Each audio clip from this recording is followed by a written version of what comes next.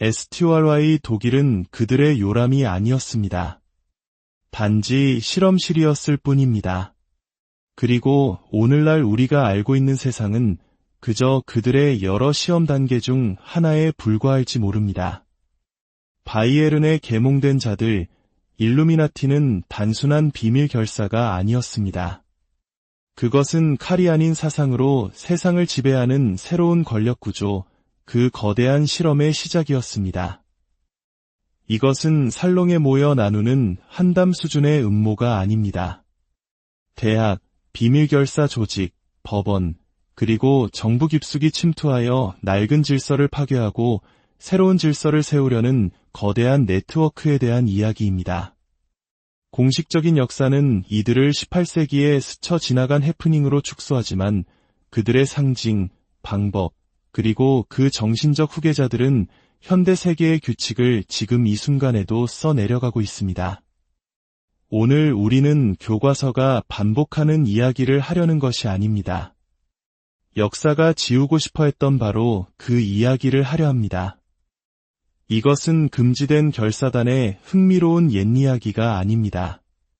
이것은 어떻게 혁명이 길들여지고 권력을 절대 놓지 않는 엘리트를 위해 복무하게 되었는가에 대한 역사입니다. 오늘 우리는 그림자의 기원으로 들어가려 합니다.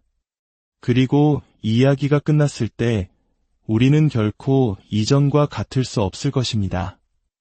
이 지적 여정을 시작하기에 앞서 좋아요와 구독으로 저희 채널에 빛을 더해 주십시오. 여러분의 지지가 저희가 더 깊은 진실을 탐구하는 데 큰 힘이 됩니다. 여러분의 삶에 지혜의 빛이 함께하기를 기원합니다. 만약 일루미나티가 단순한 음모론이 아니라 수세기 동안 치밀하게 숨겨져 온 현실이라면 어떨까요? 18세기 유럽의 심장부, 군주와 교회의 삼엄한 감시 아래 한 무리의 지식인들이 대담한 계획을 세웠습니다. 지식을 무기 삼아 그림자 속에서 세상을 바꾸겠다는 계획이었습니다. 오늘 우리는 독일의 작은 대학 도시에서 시작된 이 비밀 결사가 어떻게 보이지 않는 권력의 영원한 상징이 되었는지 그 비밀을 파헤쳐 볼 것입니다. 이야기가 끝날 때까지 채널을 고정해 주십시오. 오늘 우리가 밝힐 진실은 역사와 권력, 그리고 진실에 대한 당신의 믿음을 영원히 바꿔놓을지도 모릅니다.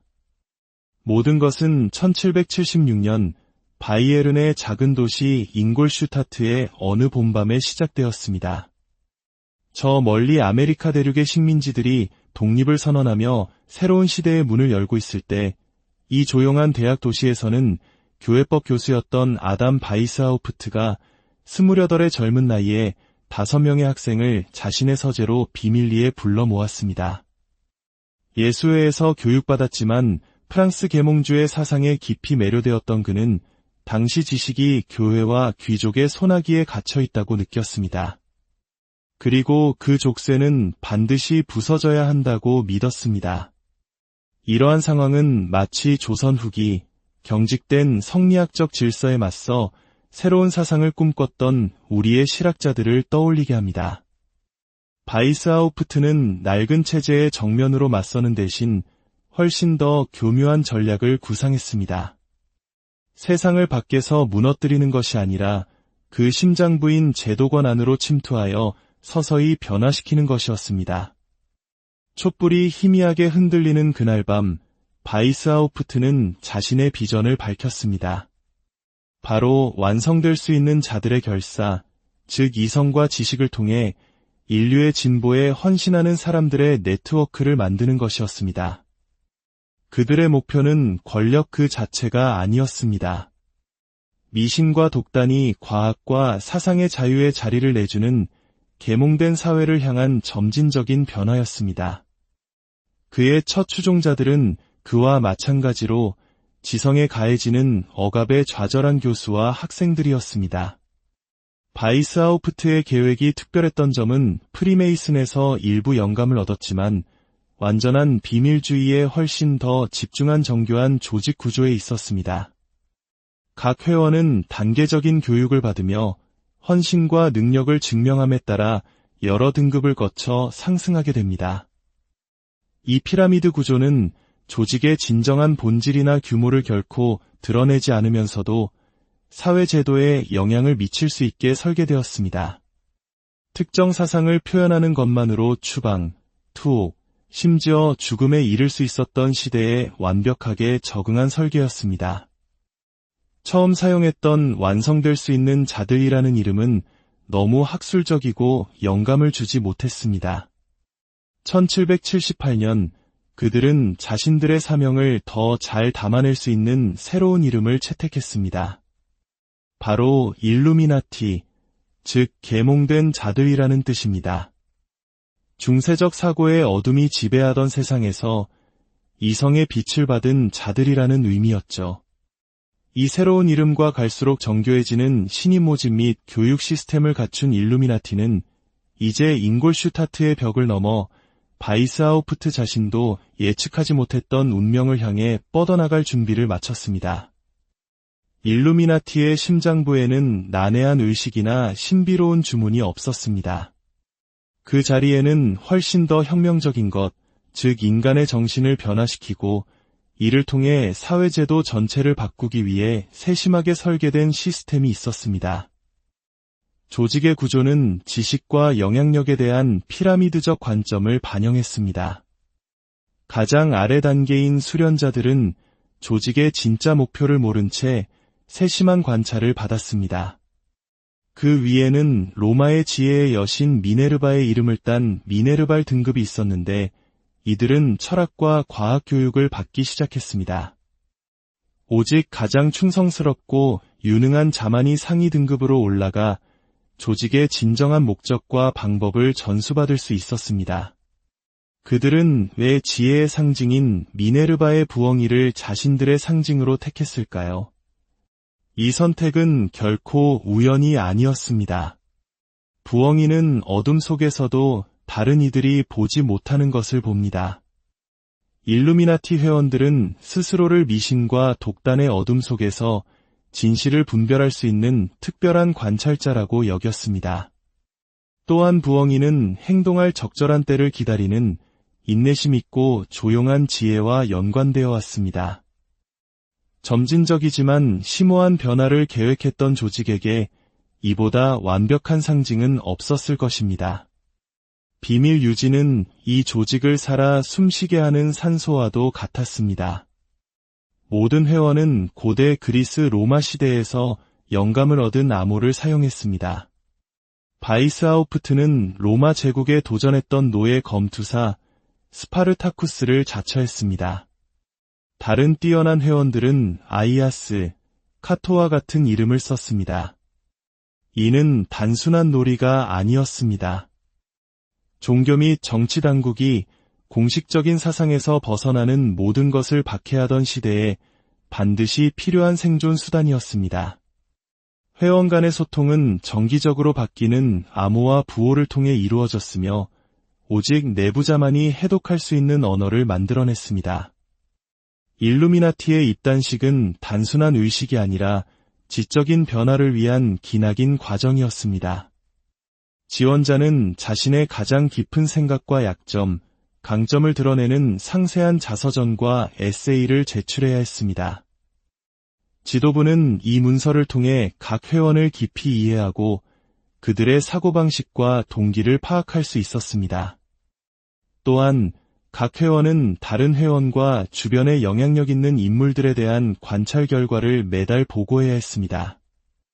이를 통해 내부와 외부를 아우르는 감시 네트워크가 만들어졌고 지도부는 자신들을 둘러싼 사회와 지성계에 대한 특권적인 시각을 가질 수 있었습니다.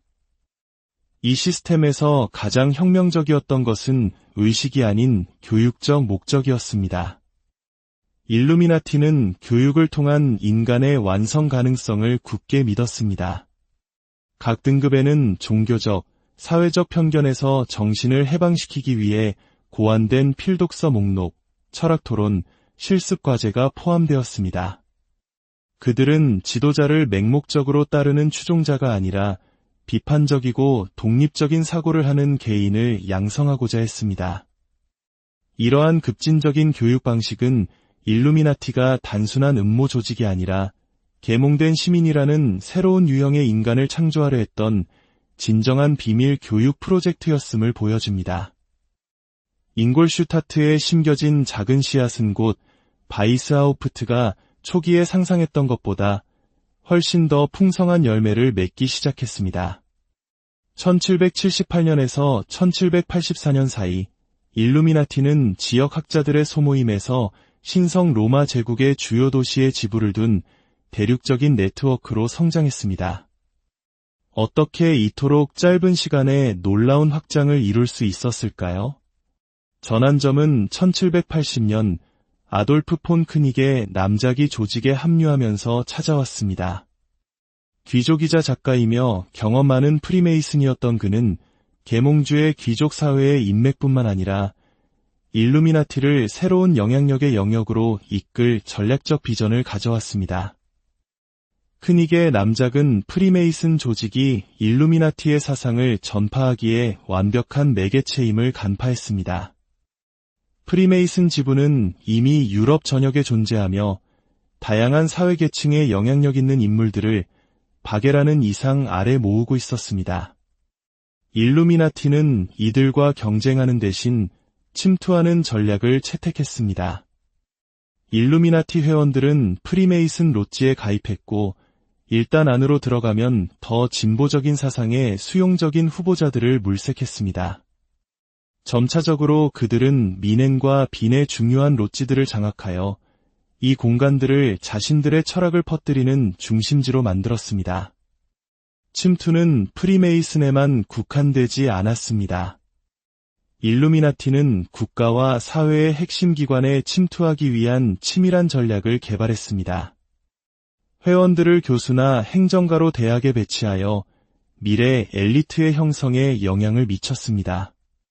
변호사나 판사로 법원에 들어가 법의 해석을 미묘하게 바꾸었습니다. 심지어 신학교에도 자리를 잡아 내부에서부터 교조주의를 완화시키려 했습니다. 각 회원은 재능과 영향력을 가진 인물을 찾아 영입하는 임무를 맡아 권력의 중심부 곳곳으로 뻗어나가는 보이지 않는 네트워크를 만들었습니다. 이 조용하지만 효과적인 전략 덕분에 일루미나티는 불과 10년 만에 인상적인 존재감을 갖게 되었습니다. 1784년경 조지근 바이엘은 오스트리아, 작센, 프로이센, 프랑스, 그리고 이탈리아와 스위스 일부 지역에 걸쳐 650명 이상의 활동 회원을 보유하게 되었습니다. 그들 중에는 대학 교수, 의사, 변호사, 국가공무원, 진보적인 성직자, 심지어 작센 바이마르의 카를 아우구스트 공작과 같은 일부 군주들도 포함되어 있었습니다. 계몽주의 이상에 대한 헌신으로 뭉친 이 다양한 회원 구성은 일루미나티를 단순한 철학회를 넘어선 진정한 초국가적 영향력 네트워크로 만들었습니다. 이 확장에서 가장 주목할 만한 점은 그 조용한 성격이었습니다. 폭력을 통해 정부를 전복하려 했던 다른 혁명운동과 달리 일루미나티는 교육과 문화적 영향을 통해 사회를 점진적으로 변화시키고자 했습니다. 어떤 의미에서 그들은 진정한 힘이 무력이 아니라 정신과 제도를 만들어가는 능력에 있음을 이해한 초기 사회정치 운동의 형태를 대표했습니다. 이 섬세함 덕분에 그들은 수년간 거의 발각되지 않고 성장할 수 있었습니다. 그러나 작은 실수 하나가 그들의 운명을 극적으로 바꾸게 됩니다. 1784년 7월 20일 야코프 란츠라는 이름의 전령이 여름 폭풍우를 뚫고 레겐스부르크를 향해 말을 달리고 있었습니다. 그의 가방에 든 것은 황금보다 더 가치가 있었습니다. 암호화된 문서, 회원 명단, 내부 서신, 그리고 일루미나티의 전략 계획서였습니다. 파문당한 사제에서 일루미나티 회원이 된 란츠는 결코 목적지에 도착하지 못했습니다. 길 한복판에서 벼락에 맞아 즉사하고 만 것입니다.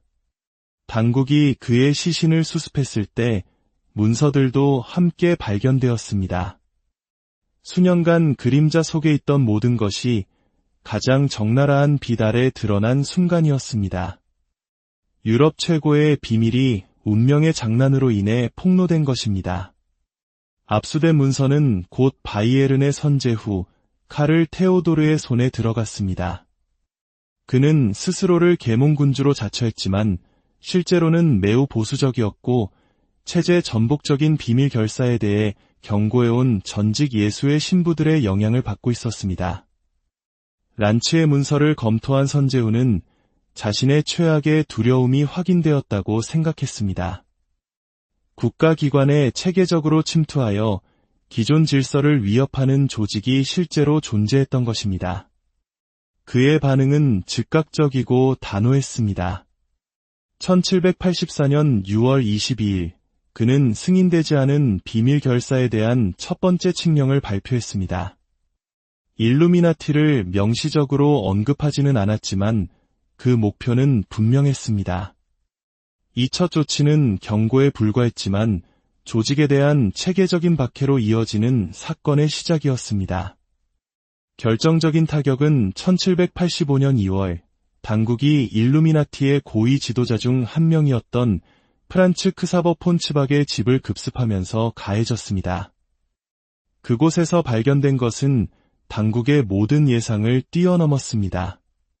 봉인된 편지를 흔적 없이 여는 방법, 투명 잉크 제조법, 신입 회원 가입을 위한 상세한 지침, 그리고 당국에게 가장 충격적이었던 조직이 정부와 종교기관에 어떻게 영향을 미칠 수 있는지에 대한 논의가 담긴 바이스하우프트의 편지들이었습니다.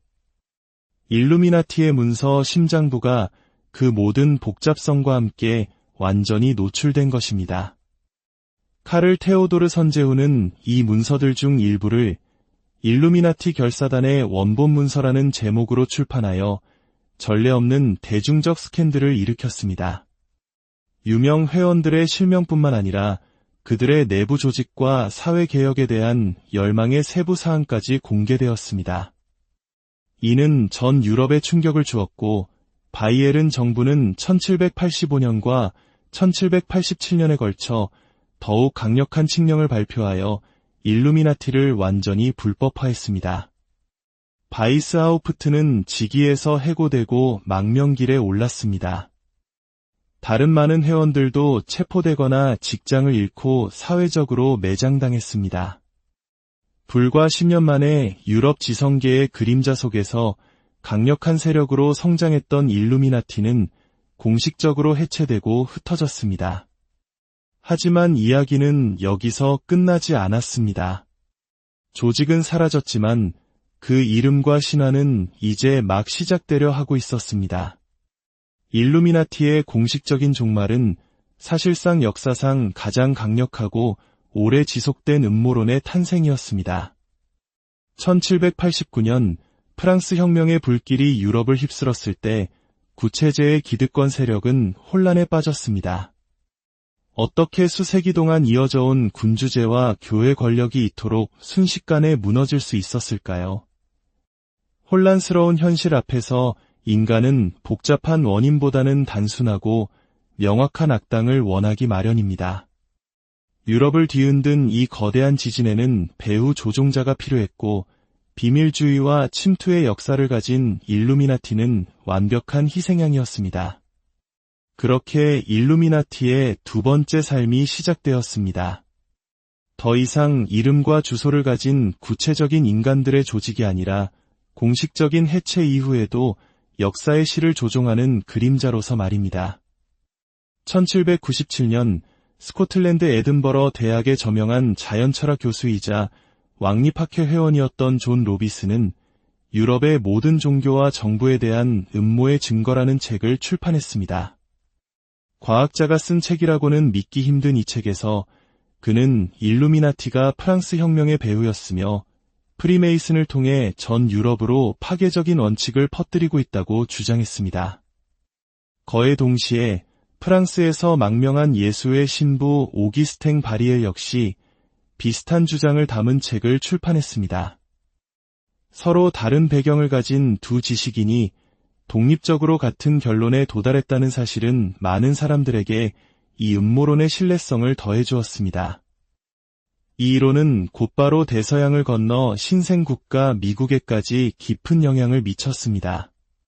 당시 미국의 영향력 있는 성직자였던 제디다이어 모스는 일루미나티가 미국 프리메이슨 로지에 침투했다는 경고 설교를 했고, 이 소문은 조지 워싱턴 대통령의 귀에까지 들어갔습니다. 워싱턴은 한 서신에서 일루미나티의 교리와 자코뱅주의의 원칙이 미국에 퍼졌다는 사실을 의심하려는 의도는 없었습니다. 오히려 나보다 이 사실에 대해 더 만족하는 사람은 없을 것입니다. 라고 답했습니다. 비록 그의 발언은 맥락상 오해의 소지가 있었지만 대통령의 이 언급은 젊은 나라 미국에서 음모론에 결정적인 힘을 실어주었습니다. 이것이 바로 역사적 일루미나티가 신화적 일루미나티로 변모한 순간입니다. 바이에른의 개혁을 꿈꾸던 교수와 학생, 공무원들의 실제 조직은 군주제를 전복시키고 대륙을 불안정하게 만들 수 있는 전지전능한 네트워크라는 신화적 버전에 의해 가려졌습니다. 이 신화는 19세기를 거치며 놀라운 적응력을 보여주었습니다. 마치 이념의 카멜레온처럼 시대의 불안에 따라 색깔을 바꾸며 살아남았습니다. 산업화 시대에는 사회주의와 공산주의의 배후로 지목되었고, 종교적 긴장이 고조될 때는 세속주의의 대리인으로 묘사되었습니다.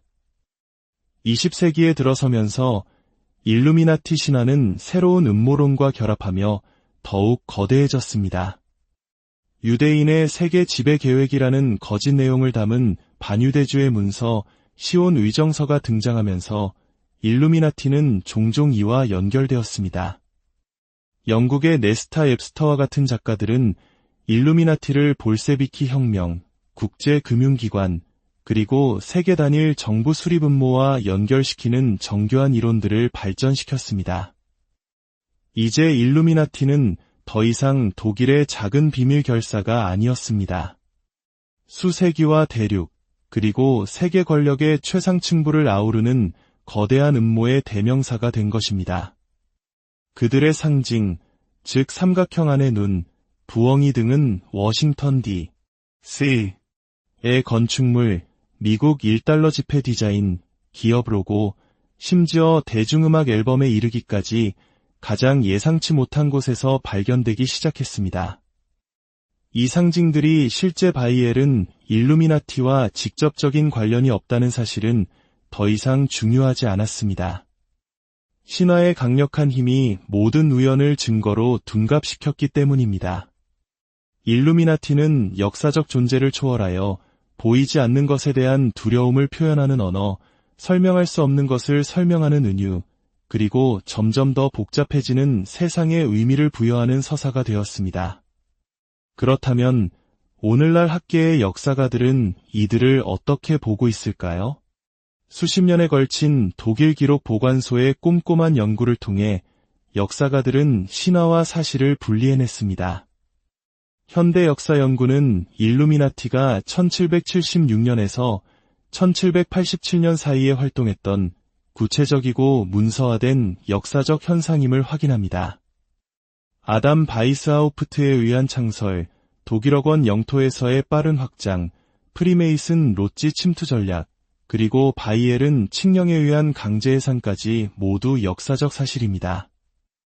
하지만 이 연구들은 그들의 규모와 영향력이 신화만큼 거대하지는 않았다고 지적합니다. 전성기 회원은 약 650명으로 음모론이 주장하는 수천, 수만 명과는 거리가 멉니다. 영향력 있는 인물들을 포함하고 있었지만 그들의 실제 권력은 제한적이고 국지적이었습니다. 역사가 라이나르트 코젤렉은 일루미나티의 역사적 중요성이 그들이 무엇을 했는가가 아니라 그들이 무엇을 상징했는가에 있다고 말합니다.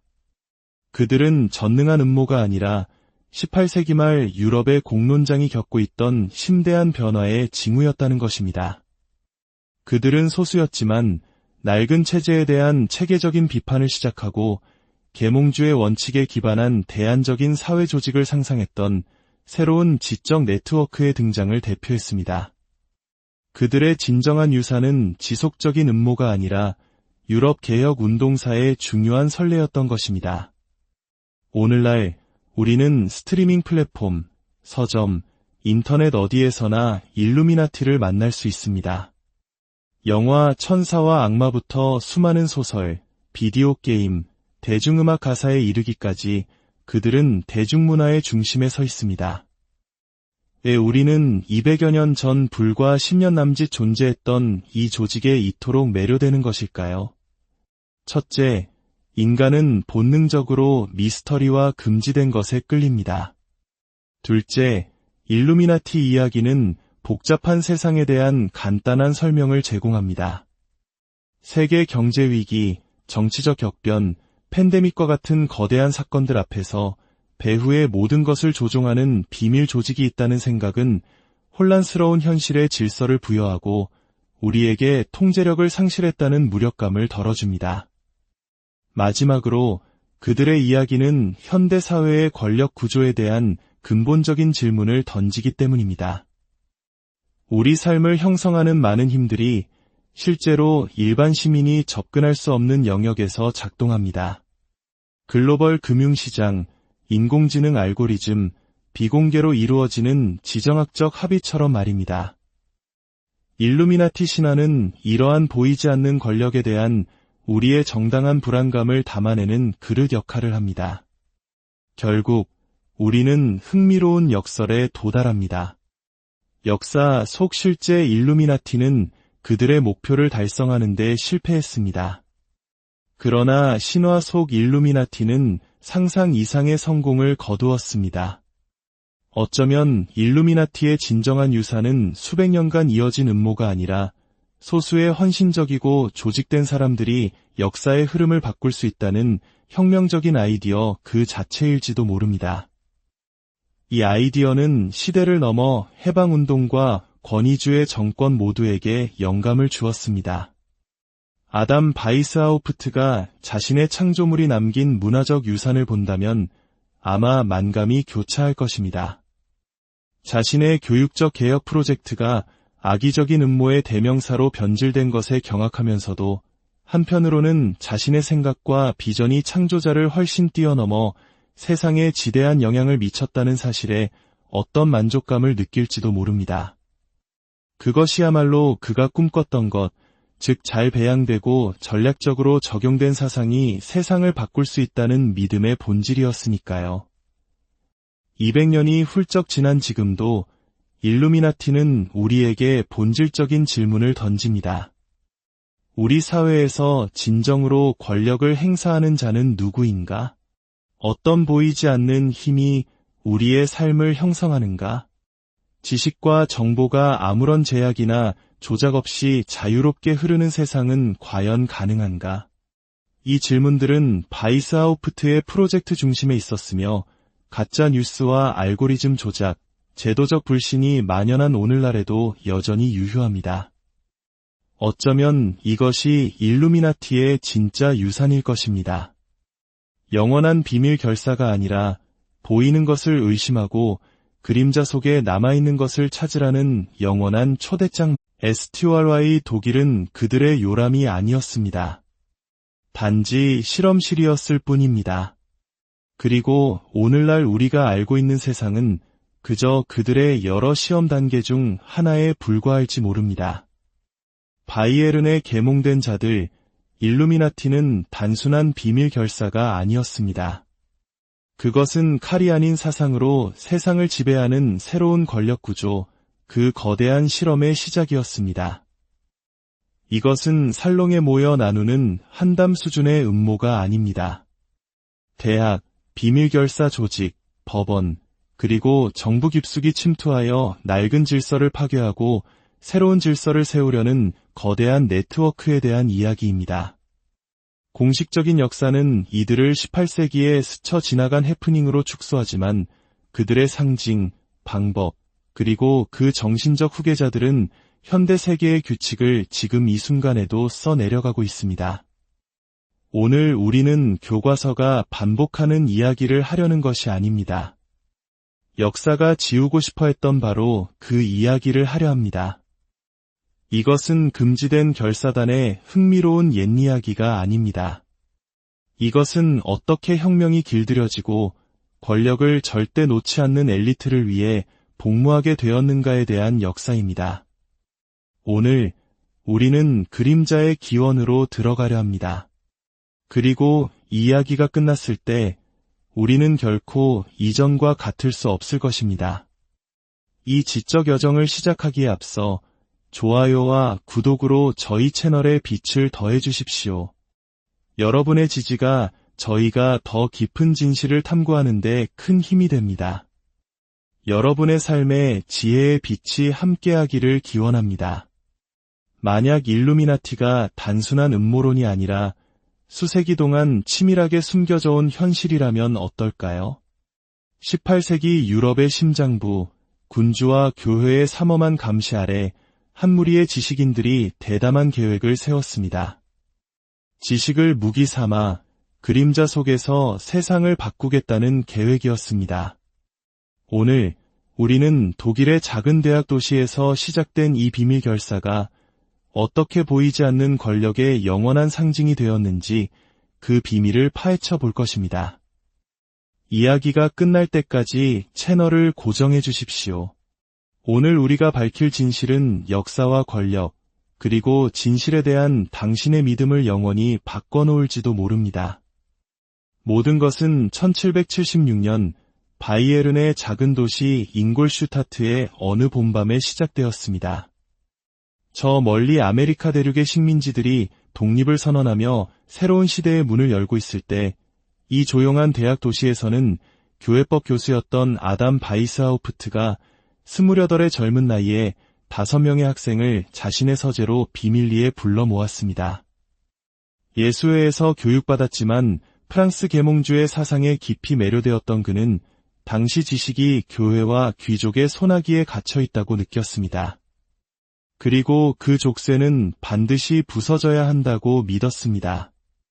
이러한 상황은 마치 조선 후기 경직된 성리학적 질서에 맞서 새로운 사상을 꿈꿨던 우리의 실학자들을 떠올리게 합니다. 바이스하우프트는 낡은 체제의 정면으로 맞서는 대신 훨씬 더 교묘한 전략을 구상했습니다. 세상을 밖에서 무너뜨리는 것이 아니라 그 심장부인 제도권 안으로 침투하여 서서히 변화시키는 것이었습니다. 촛불이 희미하게 흔들리는 그날 밤, 바이스하우프트는 자신의 비전을 밝혔습니다. 바로 완성될 수 있는 자들의 결사, 즉 이성과 지식을 통해 인류의 진보에 헌신하는 사람들의 네트워크를 만드는 것이었습니다. 그들의 목표는 권력 그 자체가 아니었습니다. 미신과 독단이 과학과 사상의 자유의 자리를 내주는 계몽된 사회를 향한 점진적인 변화였습니다. 그의 첫 추종자들은 그와 마찬가지로 지성에 가해지는 억압에 좌절한 교수와 학생들이었습니다. 바이스하우프트의 계획이 특별했던 점은 프리메이슨에서 일부 영감을 얻었지만 완전한 비밀주의에 훨씬 더 집중한 정교한 조직 구조에 있었습니다. 각 회원은 단계적인 교육을 받으며 헌신과 능력을 증명함에 따라 여러 등급을 거쳐 상승하게 됩니다. 이 피라미드 구조는 조직의 진정한 본질이나 규모를 결코 드러내지 않으면서도 사회 제도에 영향을 미칠 수 있게 설계되었습니다. 특정 사상을 표현하는 것만으로 추방, 투옥, 심지어 죽음에 이를 수 있었던 시대에 완벽하게 적응한 설계였습니다. 처음 사용했던 완성될 수 있는 자들이라는 이름은 너무 학술적이고 영감을 주지 못했습니다. 1778년 그들은 자신들의 사명을 더 잘 담아낼 수 있는 새로운 이름을 채택했습니다. 바로 일루미나티, 즉 계몽된 자들이라는 뜻입니다. 중세적 사고의 어둠이 지배하던 세상에서 이성의 빛을 받은 자들이라는 의미였죠. 이 새로운 이름과 갈수록 정교해지는 신임 모집 및 교육 시스템을 갖춘 일루미나티는 이제 잉골슈타트의 벽을 넘어 바이스하우프트 자신도 예측하지 못했던 운명을 향해 뻗어나갈 준비를 마쳤습니다. 일루미나티의 심장부에는 난해한 의식이나 신비로운 주문이 없었습니다. 그 자리에는 훨씬 더 혁명적인 것, 즉 인간의 정신을 변화시키고 이를 통해 사회제도 전체를 바꾸기 위해 세심하게 설계된 시스템이 있었습니다. 조직의 구조는 지식과 영향력에 대한 피라미드적 관점을 반영했습니다. 가장 아래 단계인 수련자들은 조직의 진짜 목표를 모른 채 세심한 관찰을 받았습니다. 그 위에는 로마의 지혜의 여신 미네르바의 이름을 딴 미네르발 등급이 있었는데 이들은 철학과 과학 교육을 받기 시작했습니다. 오직 가장 충성스럽고 유능한 자만이 상위 등급으로 올라가 조직의 진정한 목적과 방법을 전수받을 수 있었습니다. 그들은 왜 지혜의 상징인 미네르바의 부엉이를 자신들의 상징으로 택했을까요? 이 선택은 결코 우연이 아니었습니다. 부엉이는 어둠 속에서도 다른 이들이 보지 못하는 것을 봅니다. 일루미나티 회원들은 스스로를 미신과 독단의 어둠 속에서 진실을 분별할 수 있는 특별한 관찰자라고 여겼습니다. 또한 부엉이는 행동할 적절한 때를 기다리는 인내심 있고 조용한 지혜와 연관되어 왔습니다. 점진적이지만 심오한 변화를 계획했던 조직에게 이보다 완벽한 상징은 없었을 것입니다. 비밀 유지는 이 조직을 살아 숨쉬게 하는 산소와도 같았습니다. 모든 회원은 고대 그리스 로마 시대에서 영감을 얻은 암호를 사용했습니다. 바이스하우프트는 로마 제국에 도전했던 노예 검투사 스파르타쿠스를 자처했습니다. 다른 뛰어난 회원들은 아이아스, 카토와 같은 이름을 썼습니다. 이는 단순한 놀이가 아니었습니다. 종교 및 정치 당국이 공식적인 사상에서 벗어나는 모든 것을 박해하던 시대에 반드시 필요한 생존 수단이었습니다. 회원 간의 소통은 정기적으로 바뀌는 암호와 부호를 통해 이루어졌으며 오직 내부자만이 해독할 수 있는 언어를 만들어냈습니다. 일루미나티의 입단식은 단순한 의식이 아니라 지적인 변화를 위한 기나긴 과정이었습니다. 지원자는 자신의 가장 깊은 생각과 약점, 강점을 드러내는 상세한 자서전과 에세이를 제출해야 했습니다. 지도부는 이 문서를 통해 각 회원을 깊이 이해하고 그들의 사고방식과 동기를 파악할 수 있었습니다. 또한 각 회원은 다른 회원과 주변에 영향력 있는 인물들에 대한 관찰 결과를 매달 보고해야 했습니다. 이를 통해 내부와 외부를 아우르는 감시 네트워크가 만들어졌고 지도부는 자신들을 둘러싼 사회와 지성계에 대한 특권적인 시각을 가질 수 있었습니다. 이 시스템에서 가장 혁명적이었던 것은 의식이 아닌 교육적 목적이었습니다. 일루미나티는 교육을 통한 인간의 완성 가능성을 굳게 믿었습니다. 각 등급에는 종교적, 사회적 편견에서 정신을 해방시키기 위해 고안된 필독서 목록, 철학 토론, 실습 과제가 포함되었습니다. 그들은 지도자를 맹목적으로 따르는 추종자가 아니라 비판적이고 독립적인 사고를 하는 개인을 양성하고자 했습니다.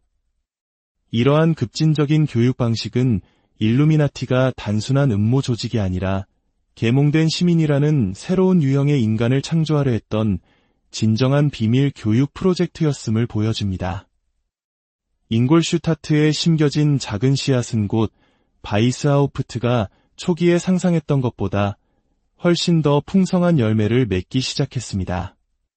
1778년에서 1784년 사이 일루미나티는 지역 학자들의 소모임에서 신성 로마 제국의 주요 도시에 지부를 둔 대륙적인 네트워크로 성장했습니다. 어떻게 이토록 짧은 시간에 놀라운 확장을 이룰 수 있었을까요? 전환점은 1780년 아돌프 폰 크닉의 남자기 조직에 합류하면서 찾아왔습니다. 귀족이자 작가이며 경험 많은 프리메이슨이었던 그는 계몽주의 귀족 사회의 인맥뿐만 아니라 일루미나티를 새로운 영향력의 영역으로 이끌 전략적 비전을 가져왔습니다. 크닉의 남작은 프리메이슨 조직이 일루미나티의 사상을 전파하기에 완벽한 매개체임을 간파했습니다. 프리메이슨 지부는 이미 유럽 전역에 존재하며 다양한 사회계층에 영향력 있는 인물들을 바게라는 이상 아래 모으고 있었습니다. 일루미나티는 이들과 경쟁하는 대신 침투하는 전략을 채택했습니다. 일루미나티 회원들은 프리메이슨 로지에 가입했고 일단 안으로 들어가면 더 진보적인 사상의 수용적인 후보자들을 물색했습니다. 점차적으로 그들은 민행과 빈의 중요한 로지들을 장악하여 이 공간들을 자신들의 철학을 퍼뜨리는 중심지로 만들었습니다. 침투는 프리메이슨에만 국한되지 않았습니다. 일루미나티는 국가와 사회의 핵심 기관에 침투하기 위한 치밀한 전략을 개발했습니다. 회원들을 교수나 행정가로 대학에 배치하여 미래 엘리트의 형성에 영향을 미쳤습니다. 변호사나 판사로 법원에 들어가 법의 해석을 미묘하게 바꾸었습니다. 심지어 신학교에도 자리를 잡아 내부에서부터 교조주의를 완화시키려 했습니다. 각 회원은 재능과 영향력을 가진 인물을 찾아 영입하는 임무를 맡아 권력의 중심부 곳곳으로 뻗어나가는 보이지 않는 네트워크를 만들었습니다. 이 조용하지만 효과적인 전략 덕분에 일루미나티는 불과 10년 만에 인상적인 존재감을 갖게 되었습니다. 1784년경 조지근 바이엘은 오스트리아, 작센, 프로이센, 프랑스, 그리고 이탈리아와 스위스 일부 지역에 걸쳐 650명 이상의 활동 회원을 보유하게 되었습니다. 그들 중에는 대학 교수, 의사, 변호사, 국가공무원, 진보적인 성직자, 심지어 작센 바이마르의 카를 아우구스트 공작과 같은 일부 군주들도 포함되어 있었습니다. 계몽주의 이상에 대한 헌신으로 뭉친 이 다양한 회원 구성은 일루미나티를 단순한 철학회를 넘어선 진정한 초국가적 영향력 네트워크로 만들었습니다. 이 확장에서 가장 주목할 만한 점은 그 조용한 성격이었습니다. 폭력을 통해 정부를 전복하려 했던 다른 혁명운동과 달리 일루미나티는 교육과 문화적 영향을 통해 사회를 점진적으로 변화시키고자 했습니다. 어떤 의미에서 그들은 진정한 힘이 무력이 아니라 정신과 제도를 만들어가는 능력에 있음을 이해한 초기 사회정치 운동의 형태를 대표했습니다. 이 섬세함 덕분에 그들은 수년간 거의 발각되지 않고 성장할 수 있었습니다. 그러나 작은 실수 하나가 그들의 운명을 극적으로 바꾸게 됩니다. 1784년 7월 20일 야코프 란츠라는 이름의 전령이 여름 폭풍우를 뚫고 레겐스부르크를 향해 말을 달리고 있었습니다. 그의 가방에 든 것은 황금보다 더 가치가 있었습니다. 암호화된 문서, 회원 명단, 내부 서신, 그리고 일루미나티의 전략 계획서였습니다. 파문당한 사제에서 일루미나티 회원이 된 란츠는 결코 목적지에 도착하지 못했습니다. 길 한복판에서 벼락에 맞아 즉사하고 만 것입니다. 당국이 그의 시신을 수습했을 때 문서들도 함께 발견되었습니다. 수년간 그림자 속에 있던 모든 것이 가장 적나라한 빛 아래 드러난 순간이었습니다. 유럽 최고의 비밀이 운명의 장난으로 인해 폭로된 것입니다. 압수된 문서는 곧 바이에른의 선제 후 카를 테오도르의 손에 들어갔습니다. 그는 스스로를 계몽군주로 자처했지만 실제로는 매우 보수적이었고 체제 전복적인 비밀 결사에 대해 경고해온 전직 예수의 신부들의 영향을 받고 있었습니다. 란츠의 문서를 검토한 선제후는 자신의 최악의 두려움이 확인되었다고 생각했습니다. 국가기관에 체계적으로 침투하여 기존 질서를 위협하는 조직이 실제로 존재했던 것입니다. 그의 반응은 즉각적이고 단호했습니다. 1784년 6월 22일, 그는 승인되지 않은 비밀 결사에 대한 첫 번째 칙령을 발표했습니다. 일루미나티를 명시적으로 언급하지는 않았지만 그 목표는 분명했습니다. 이 첫 조치는 경고에 불과했지만 조직에 대한 체계적인 박해로 이어지는 사건의 시작이었습니다. 결정적인 타격은 1785년 2월 당국이 일루미나티의 고위 지도자 중 한 명이었던 프란츠 크사버 폰 츠박의 집을 급습하면서 가해졌습니다. 그곳에서 발견된 것은 당국의 모든 예상을 뛰어넘었습니다. 봉인된 편지를 흔적 없이 여는 방법, 투명 잉크 제조법, 신입 회원 가입을 위한 상세한 지침, 그리고 당국에게 가장 충격적이었던 조직이 정부와 종교기관에 어떻게 영향을 미칠 수 있는지에 대한 논의가 담긴 바이스하우프트의 편지들이었습니다. 일루미나티의 문서 심장부가 그 모든 복잡성과 함께 완전히 노출된 것입니다.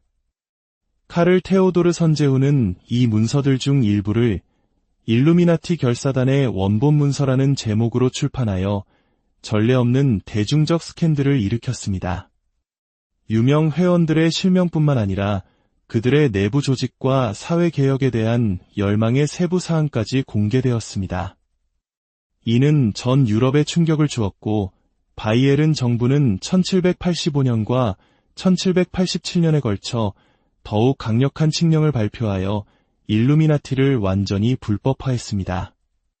바이스하우프트는 직위에서 해고되고 망명길에 올랐습니다. 다른 많은 회원들도 체포되거나 직장을 잃고 사회적으로 매장당했습니다. 불과 10년 만에 유럽 지성계의 그림자 속에서 강력한 세력으로 성장했던 일루미나티는 공식적으로 해체되고 흩어졌습니다. 하지만 이야기는 여기서 끝나지 않았습니다. 조직은 사라졌지만 그 이름과 신화는 이제 막 시작되려 하고 있었습니다. 일루미나티의 공식적인 종말은 사실상 역사상 가장 강력하고 오래 지속된 음모론의 탄생이었습니다. 1789년 프랑스 혁명의 불길이 유럽을 휩쓸었을 때 구체제의 기득권 세력은 혼란에 빠졌습니다. 어떻게 수세기 동안 이어져온 군주제와 교회 권력이 이토록 순식간에 무너질 수 있었을까요? 혼란스러운 현실 앞에서 인간은 복잡한 원인보다는 단순하고 명확한 악당을 원하기 마련입니다. 유럽을 뒤흔든 이 거대한 지진에는 배후 조종자가 필요했고 비밀주의와 침투의 역사를 가진 일루미나티는 완벽한 희생양이었습니다. 그렇게 일루미나티의 두 번째 삶이 시작되었습니다. 더 이상 이름과 주소를 가진 구체적인 인간들의 조직이 아니라 공식적인 해체 이후에도 역사의 실을 조종하는 그림자로서 말입니다. 1797년 스코틀랜드 에든버러 대학의 저명한 자연철학 교수이자 왕립학회 회원이었던 존 로비스는 유럽의 모든 종교와 정부에 대한 음모의 증거라는 책을 출판했습니다. 과학자가 쓴 책이라고는 믿기 힘든 이 책에서 그는 일루미나티가 프랑스 혁명의 배후였으며 프리메이슨을 통해 전 유럽으로 파괴적인 원칙을 퍼뜨리고 있다고 주장했습니다. 거의 동시에 프랑스에서 망명한 예수의 신부 오기스탱 바리엘 역시 비슷한 주장을 담은 책을 출판했습니다. 서로 다른 배경을 가진 두 지식인이 독립적으로 같은 결론에 도달했다는 사실은 많은 사람들에게 이 음모론의 신뢰성을 더해주었습니다. 이 이론은 곧바로 대서양을 건너 신생국가 미국에까지 깊은 영향을 미쳤습니다. 당시 미국의 영향력 있는 성직자였던 제디다이어 모스는 일루미나티가 미국 프리메이슨 로지에 침투했다는 경고 설교를 했고 이 소문은 조지 워싱턴 대통령의 귀에까지 들어갔습니다. 워싱턴은 한 서신에서 일루미나티의 교리와 자코뱅주의의 원칙이 미국에 퍼졌다는 사실을 의심하려는 의도는 없었습니다. 오히려 나보다 이 사실에 대해 더 만족하는 사람은 없을 것입니다. 라고 답했습니다. 비록 그의 발언은 맥락상 오해의 소지가 있었지만 대통령의 이 언급은 젊은 나라 미국에서 음모론에 결정적인 힘을 실어주었습니다. 이것이 바로 역사적 일루미나티가 신화적 일루미나티로 변모한 순간입니다.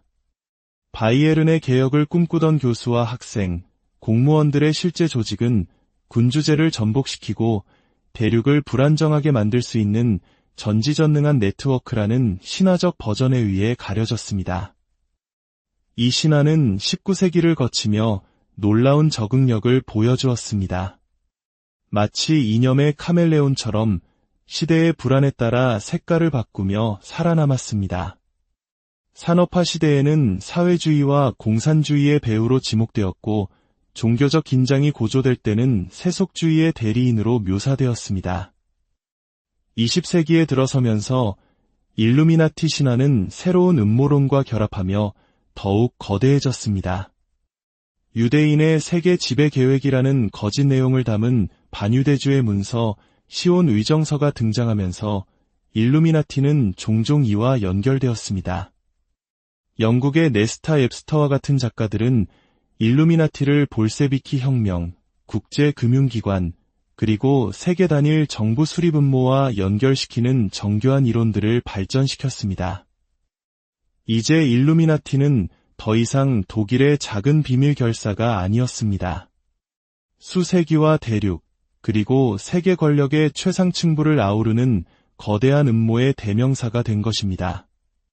그들의 상징, 즉 삼각형 안의 눈, 부엉이 등은 워싱턴 D.C.의 건축물, 미국 1달러 지폐 디자인, 기업 로고, 심지어 대중음악 앨범에 이르기까지 가장 예상치 못한 곳에서 발견되기 시작했습니다. 이 상징들이 실제 바이엘은 일루미나티와 직접적인 관련이 없다는 사실은 더 이상 중요하지 않았습니다. 신화의 강력한 힘이 모든 우연을 증거로 둔갑시켰기 때문입니다.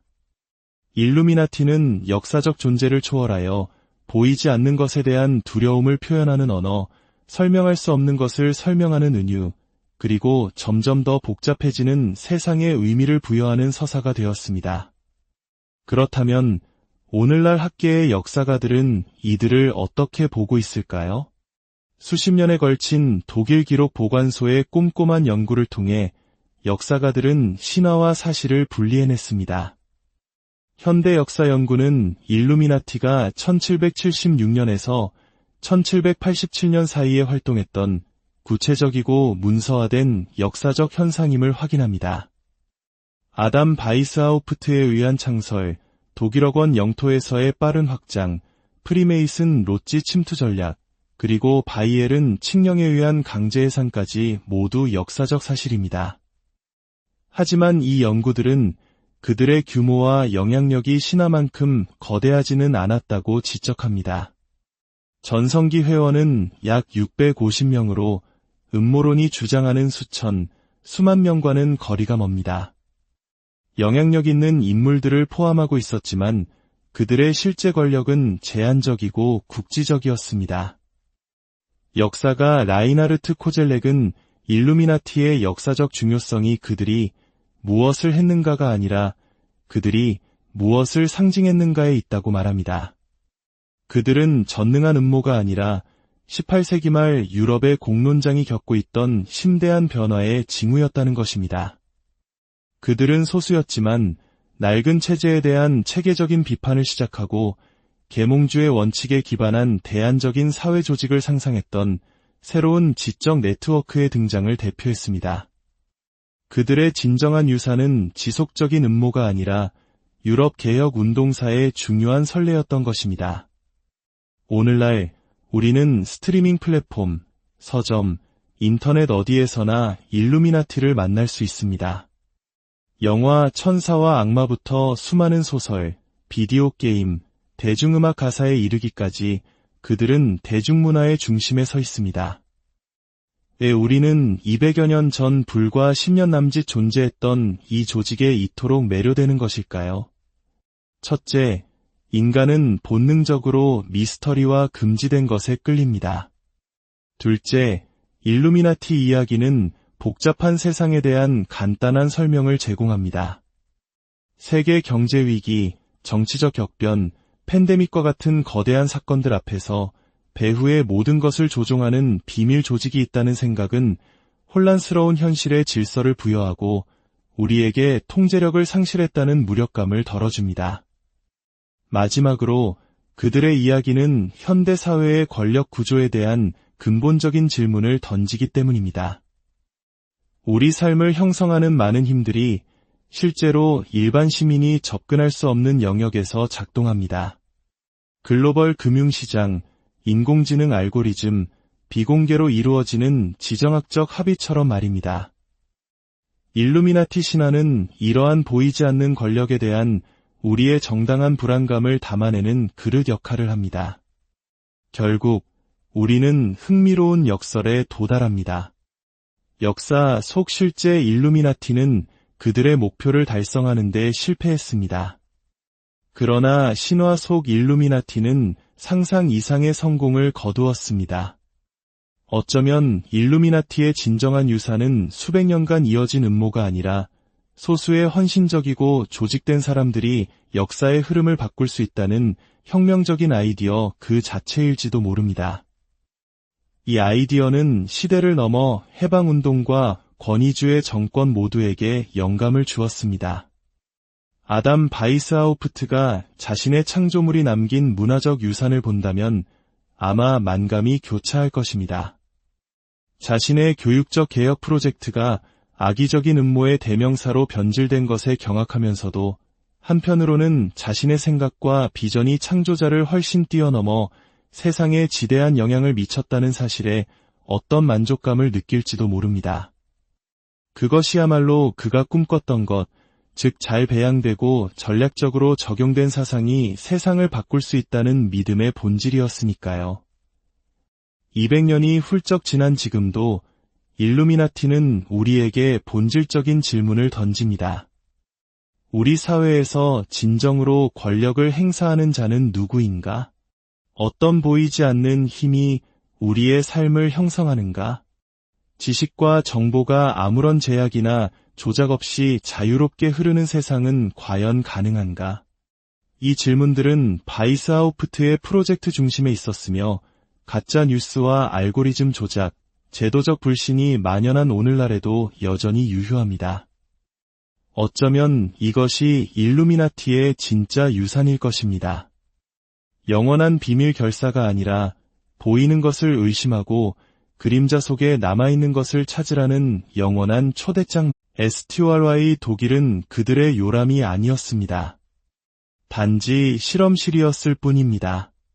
그리고 오늘날 우리가 알고 있는 세상은 그저 그들의 여러 시험 단계 중 하나에 불과할지 모릅니다. 바이에른에 계몽된 자들, 일루미나티는 단순한 비밀 결사가 아니었습니다.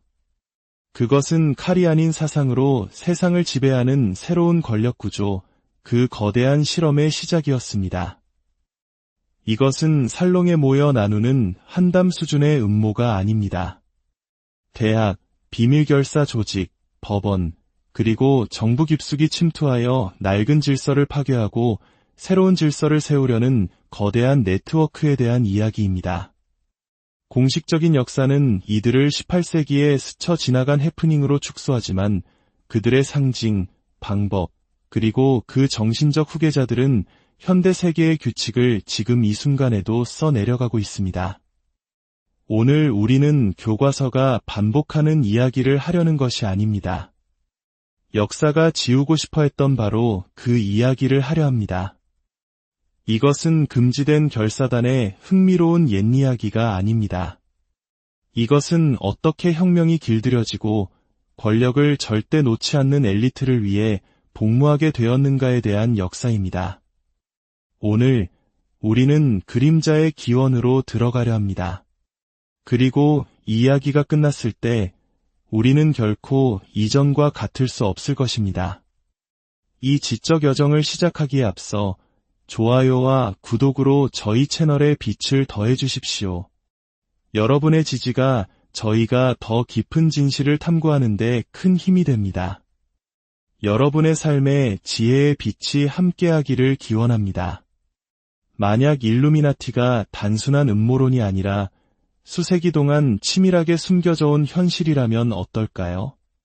18세기 유럽의 심장부, 군주와 교회의 삼엄한 감시 아래 한 무리의 지식인들이 대담한 계획을 세웠습니다. 지식을 무기 삼아 그림자 속에서 세상을 바꾸겠다는 계획이었습니다. 오늘 우리는 독일의 작은 대학 도시에서 시작된 이 비밀 결사가 어떻게 보이지 않는 권력의 영원한 상징이 되었는지 그 비밀을 파헤쳐 볼 것입니다. 이야기가 끝날 때까지 채널을 고정해 주십시오.